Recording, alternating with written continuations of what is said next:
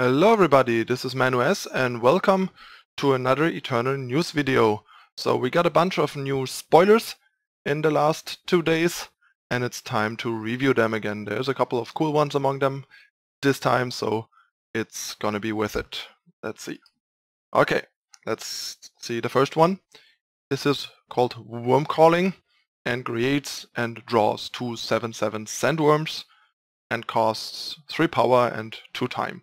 So this is potentially a really interesting value and win condition card for a time-based control deck.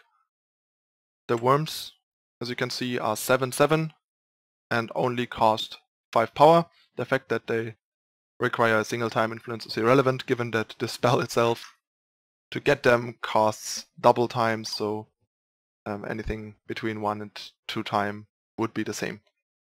But yeah, getting 2 5-cost 7/7s is pretty decent.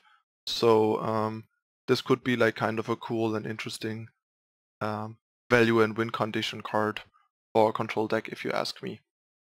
Since 5 power 7/7s are above the curve, so if you play this, the opponent doesn't answer it, it should lock down everything on the ground, basically. Okay, on to the next card. And yeah, of course, in limited, this is gonna be a bomb, basically. Next, we have another interesting card. Marionette Cross. Triple Shadow, 3 power, and on summon you get a 5/5 Marionette, and on Entomb you have to sacrifice each Marionette. So you can theoretically return this to your hand to make more Marionettes, for example. You have ways to return a relic. There are not a lot of them, but there are some. So that's one way to get more use out of this compared to, say, like a regular unit. But yeah, the sacrifice each Marionette means that having multiple Marionettes out, either from returning and replaying Marionette Cross or from multiple Marionette Crosses, is risky, because if you play 2 Marionette Cross and they kill one, it kills both of your Marionettes. And next, we'll look at the Marionettes. The Marionette also kills all your crosses. That also means if you have 2 crosses out with 2 Marionettes, one of your Marionettes dies, means all your crosses die, and then if all your crosses die, means also your second Marionette dies. So it's a card that you can basically not usually have 2 out, because then you risk being 2 for 1. But other than that, a 3-cost 5/5 is really powerful. And yeah, the triple shadow means you will be heavy shadow, maybe splashing a second color or being even mono shadow. But yeah, the card is really strong and interesting for sure for constructed. And in limited, it's going to be a bit harder to support to be shadow heavy enough for this, but obviously a 3-cost 5/5 is also really powerful and limited if you can support it. Next we have Living Offering. That's kind of cool, mostly in the sense that I like that we get units that you can sacrifice on demand, like proactively to do things, because that's like a typical mechanic that units have in other games and something that Eternal didn't implement yet. But yeah, you can pay 1 and sacrifice Living Offering to silence an enemy unit. The silence effect's not that strong, because in the end you get like a 3-cost silence, basically a dispel without drawing a card. But you get the flexibility of having a decent 2-drop that you can use later, like you can play this on turn 2, attack a bit, and then when it gets stalled out you can use it still to silence like a flyer or a strong utility unit or something like that. So it is decent, but I'm not sure how relevant and good it's going to be in constructed, since a 2/2 is not great stats for a 2-drop still, and just as a silence it's a lot worse than a lot of other options. So this is a bit so-so in constructed. Limited it is really nice, I think, but yeah, in constructed it might fall a bit short.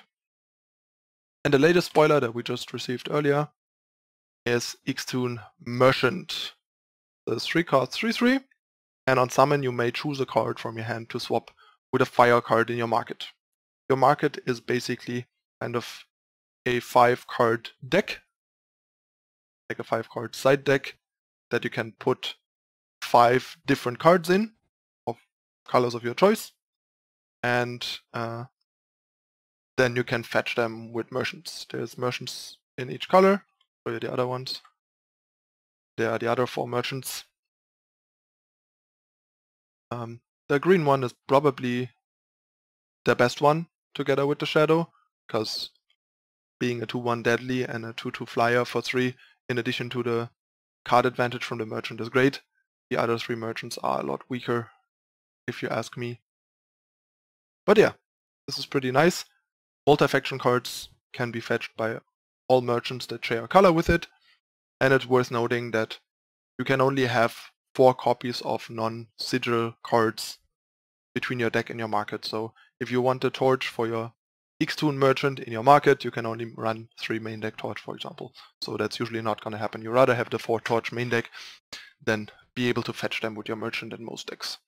But yeah, it will allow you to have main deck access to some more situational effects like, I don't know, a counter spell, relic removal, stuff like that. So it makes for some really cool utility effects and flexibility that, say, a unit that kills a relic when it comes into play wouldn't have, and so on. Or just like a powerful finisher or situationally powerful cards. This opens up some really cool deck building options, and I think it's a really interesting and cool design. It's a bit similar to the wish cycle in Magic, but not the same, since the market is separate from your sideboard. I would assume, since once we get competitive support, I'm pretty sure we will get a separate sideboard that is not part of your market, but I'm not sure. We'll have to see about that. But yeah, this is an exciting and interesting cycle and cool design. I'm really excited about the possibilities this offers. And it also is really good for best of 1 ladder where you don't have access to a sideboard, so having access to extra utility this way is really cool. Okay, that's it again for the latest spoilers. This was a really cool round of spoilers, if you ask me. Pretty interesting. Also, the name of the set is announced now. It's called The Fall of The Fall of Argenport, the same as the current chapter, which probably also is a hint that I would assume that the new set will the latest come out at the end of this chapter, like at the end of this month. Like, it would make sense to release the set The Fall of Argenport in the chapter The Fall of Argenport. So yeah, I would think that we will see the set by the end of the month. Most likely, or the beginning of next month, like after the chapter is finished, like with the finish of the chapter we get the set or something. Otherwise, I think it's a bit weird to call the chapter the same as the set and then not release the set close after or within the chapter of the same name. But yeah, we will have to see. On the other hand, by the end of the month also sounds kind of soon and kind of early, given that the spoiler season isn't that far ahead yet, and yeah, we'll see. So yeah, let me know in the comments as usual what you think about the spoilers, what you think about my assessments, and yeah, if you enjoyed this, don't forget to like and subscribe, hit the notification icon to not miss out on future content, and yeah, this was the latest Eternal News.